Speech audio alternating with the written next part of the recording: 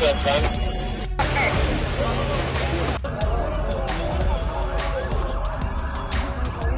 हां दोस्तों, एक बेहद चिंताजनक खबर सामने आई है। ईरान में रह रहे वहाब ने फोन पर अपने पिता को कहा, अब्बू यहां हमला हो रहा है, और इसके बाद उसका मोबाइल अचानक से स्विच ऑफ हो गया। इस अचानक कटे संपर्क ने देहरादून के एक परिवार को तनाव में ला दिया, चिंता की स्थिति में डाल दिया। इस घटना ने न केवल परिवार बल्कि पूरे इलाके में कह लीजिए बेचैनी और चिंता को बढ़ा दिया। आखिर क्या हुआ देहरादून के उस युवक के साथ जो ईरान में है? क्या परिवार का हाल है? बताऊंगा आपको पूरी खबर अपने इस रिपोर्ट के जरिए। नमस्कार, पहलाक में पंकज रौतेला, आप देख रहे हैं अपना उत्तराखंड न्यूज। दोस्तों, मौजूदा वक्त में ईरान पर अमेरिका और इजराइल के हमले खौफ पैदा कर रहे हैं। हमलों से खौफ का माहौल है, जिसमें ईरान के सुप्रीम लीडर खामेनेई की मौत हो गई और इस युद्ध का असर भारत पर भी पड़ा है, जहां उत्तराखंड के कई लोग ईरान में फंसे हैं। देहरादून के वहाब की कहानी है, वहाब से संपर्क टूटने के बाद की कहानी है। परिजनों की चिंता बताने के लिए आया हूं दोस्तों, ईरान पर अमेरिका और इजराइल की तरफ से हो रहे हमले के बाद लोगों को डर का खतरा मंडरा रहा है, डर लग रहा है। इन हमलों में ईरान के सुप्रीम लीडर की मौत और उसके बाद की स्थिति क्या होगी?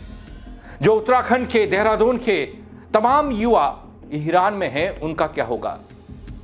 इस युद्ध का असर कई देशों पर पड़ा, अपने देश पर भी पड़ा और अपने प्रदेश पर भी पड़ता दिख रहा है।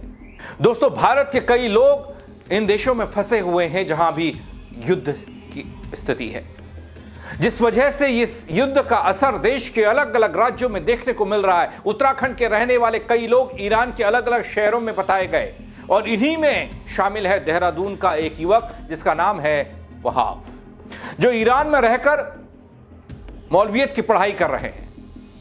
दोस्तों, उन्होंने फोन पर बात कर अपने पिता को आप बीती बताई।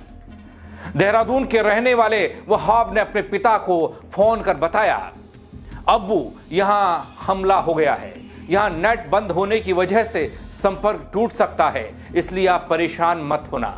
दोस्तों, देहरादून का युवक बस इतना ही कह पाया था कि उसका फोन कट गया, और उसके बाद क्या उससे संपर्क हो पाया या नहीं? इसके अलावा युवक ने यह भी बताया कि अमेरिका की तरफ से यहां हमला किया जा रहा है, हो सकता है नेटवर्क न रहे, लेकिन आप परेशान मत होना। जैसे ही नेटवर्क आएगा, यहां के हालात के बारे में आपको फिर से हम खबर देंगे, बताएंगे। लेकिन क्या फिर कोई कॉल आया या फिर नहीं? आगे देखिए। दरअसल दोस्तों, देहरादून के चूना भट्टी इलाके में वहाब का परिवार रहता है। उन्होंने घबराई हुई आवाज में अपने पिता से बात की थी और ईरान पर हुए हमले के बारे में जानकारी दी थी। वहाब ईरान के कुम शहर में रह रहे हैं, वहीं से वो मौलवियत की पढ़ाई कर रहे हैं।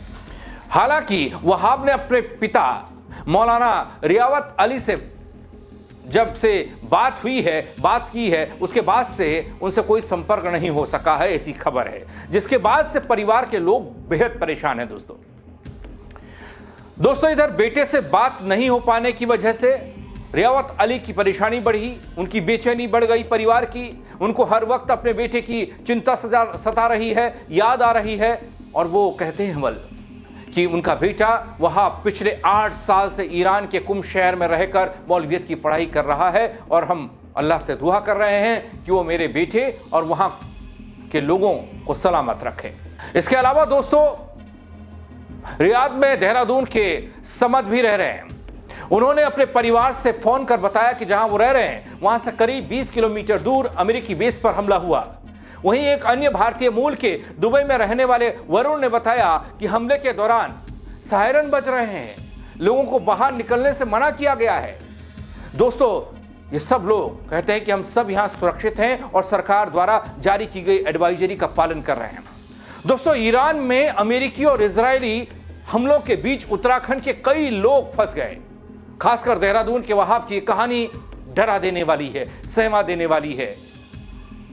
देहरादून के वहाब जैसे छात्र, काम करने वाले लोग खतरे की स्थिति का सामना कर रहे हैं क्या? वहाब ने अपने पिता को फोन पर बताया कि हमला हो गया है पापा, लेकिन उसके बाद संपर्क कट गया, जिससे परिवार और आसपास के लोगों में गहरी चिंता है। दोस्तों, मौलाना रियावत अली जैसे परिवार अब हर समय बेटे की सलामती की दुआएं कर रहे हैं और अन्य भारतीय नागरिक जैसे रियाद और दुबई में रहने वाले लोग भी सतर्क हैं और सरकार की सुरक्षा एडवाइजरी का पालन कर रहे हैं। दोस्तों, ये घटना ये बताने के लिए काफी है और ये याद दिलाती है कि युद्ध और हमले सिर्फ वहां मौजूद लोगों पर ही नहीं होते, बल्कि उनके परिवार और देशवासियों के लिए चिंता और अनिश्चितता लेकर आते हैं। ऐसे समय में हर किसी की निगाहें सुरक्षा तंत्र पर है, विदेश मंत्रालय की मदद पर टिकी है और दोस्तों, हर कोई ये उम्मीद कर रहा है कि वहाब जैसे कई भारतीय जो इस वक्त ईरान और उन युद्धग्रस्त क्षेत्रों में हैं, वो सकुशल हों और वो सकुशल अपने देश लौट आए। वहां फंसे सभी भारतीय सुरक्षित रहें और जल्द अपने परिवारों से संपर्क कर पाएं। लेकिन वहाब का फिर से कोई फोन नहीं आया। दोस्तों,